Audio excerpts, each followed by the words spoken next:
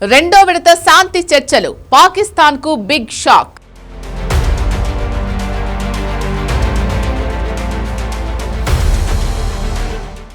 No చెప్పిన Iran, మునీర్పై అగ్రరాజ్యం ఆగ్రహం.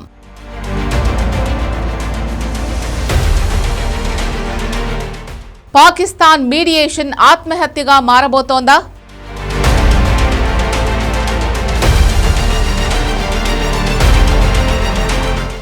ఒకప్పుడు పొరుగు దేశాల్లో యుద్ధాలు జరిగితే పాకిస్తాన్ ఖజానా కాసులతో గలగలలాడేది. అగ్రరాజ్యానికి అద్దె సైనికుల్లా మారి బిలియన్ల కొద్దీ డాలర్లను ఒడిసిపట్టిన హిస్టరీ ఇస్లామాబాద్ది. కానీ కాలం మారింది. ప్రస్తుతం మారుతున్న అంతర్జాతీయ సమీకరణాలు పాకిస్తాన్ను కోలుకోలేని దెబ్బతీస్తున్నాయి.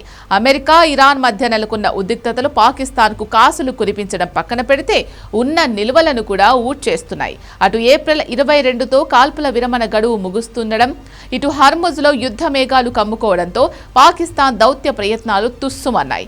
ఈ పరిణామాలపై స్థానిక మీడియా కూడా ప్రభుత్వంపై విమర్శలు గుప్పిస్తోంది. ప్రపంచ దేశాల మధ్య తిరుగుతున్నా దేశానికి ఒరిగిందేంటి అంటూ నిలదీస్తోంది. పాకిస్తాన్ చరిత్రను చూస్తే ఆ దేశ భౌగోళిక స్థానం ఎప్పుడూ ఆ దేశానికి లాభదాయకంగానే ఉంటూ వచ్చింది. 1979లో నాటి సోవియట్ రష్యా ఆఫ్ఘనిస్తాన్పై దాడి చేసినప్పుడు అమెరికా ఆశ్రయం కోసం పాక్ వైపు చూసింది. అప్పట్లో జనరల్ జియా ఉల్ హక్ అమెరికా ఆఫర్ చేసిన $400 మిలియన్ వేరుశెనగ గింజలు అని తిరస్కరించినంత ధీమాగా ఉండేవాడు. ఆ తర్వాత 1980లో దాదాపు 20 నుంచి $27 బిలియన్ సహాయాన్ని పాకిస్తాన్ వివిధ మార్గాల్లో పొందింది. 9/11 ఉగ్రదాడుల తర్వాత ముషారఫ్ హయాంలో పాకిస్తాన్కు డాలర్ల వరద పారింది. అమెరికా నుంచి సైనిక సహాయం కింద దాదాపు $13 బిలియన్ అందాయి. నేటి లెక్క ప్రకారం దీని విలువ సుమారు $45 బిలియన్. ఈ నిధుల పుణ్యమా అని పాక్ విదేశీ మారక నిల్వలు 2007 నాటికి రికార్డు స్థాయిలో $15.65 బిలియన్ చేరుకున్నాయి. ఇప్పుడు కూడా మధ్యవర్తిత్వం కారణంగా అలాంటి ఫలితాలే వస్తాయని పాకిస్తాన్ లెక్కలు కట్టింది. కానీ ఆ లెక్కలు రివర్స్ అయ్యాయి. తొలి 2 యుద్ధాలు పాకిస్తాన్కు బిలియన్ల కొద్దీ నిధులను తెస్తే ప్రస్తుత అమెరికా ఇరాన్ వివాదం దేశాన్ని ఆర్థికంగా దెబ్బతీస్తోంది. గతంలో యుద్ధాలు సంపదను తెస్తే ప్రస్తుత అమెరికా ఇరాన్ ఉద్రిక్తతలు పాక్ ఆర్థిక మూలాలు కదిలిస్తున్నాయి. ప్రస్తుతం పాకిస్తాన్ ఎదుర్కొంటున్న ప్రధాన సవాళ్లలో మొదటిది పెట్టుబడుల ఉపసంహరణ. గల్ఫ్ ప్రాంతంలో యుద్ధ భయంతో పెట్టుబడిదారులు పాకిస్తాన్ నుంచి తమ నిధులు వెనక్కు తీసుకుంటున్నారు. రెండోది చమురు సెగ. పాకిస్తాన్ దిగుమతి చేసుకునే చమురులో 85% హర్ముజ్ జలసంధి ద్వారానే రావాలి. అక్కడ ఉద్రిక్తతలు పెరిగితే సరఫరా నిలిచిపోయి ధరలు ఆకాశాన్ని తాకుతున్నాయి. ఇది పాక్ దిగుమతి బిల్లును భారంగా మారుస్తోంది.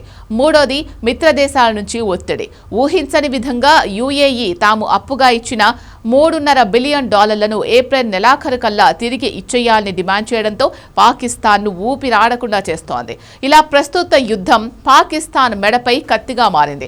ఆ కత్తి నుంచి తప్పించుకోవడానికే ఇస్లామాబాద్ పీస్ మేకర్ అవతారం ఎత్తింది. కానీ ఇరాన్ మొండి పట్టుదలతో అది సాధ్యం కావడం లేదు. నిజానికి పాకిస్తాన్ దివాలా తీయకుండా ఉండేందుకు ఖతార్, సౌదీ అరేబియా కలిసి $5 బిలియన్ ఆర్థిక ప్యాకేజీని ప్రకటించాయి. అయితే ఇది కేవలం తాత్కాలిక ఉపశమనం మాత్రమే.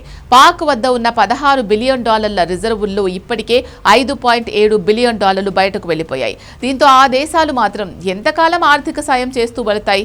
ఇప్పుడు పాకిస్తాన్ గట్టెక్కాలంటే ఒక్కటే మార్గం.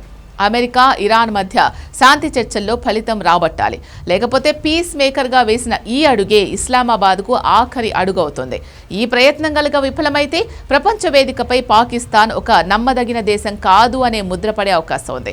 ట్విస్ట్ ఏంటంటే పాకిస్తాన్ మధ్యవర్తిత్వంపై అమెరికాలోనూ ఆందోళన మొదలైంది.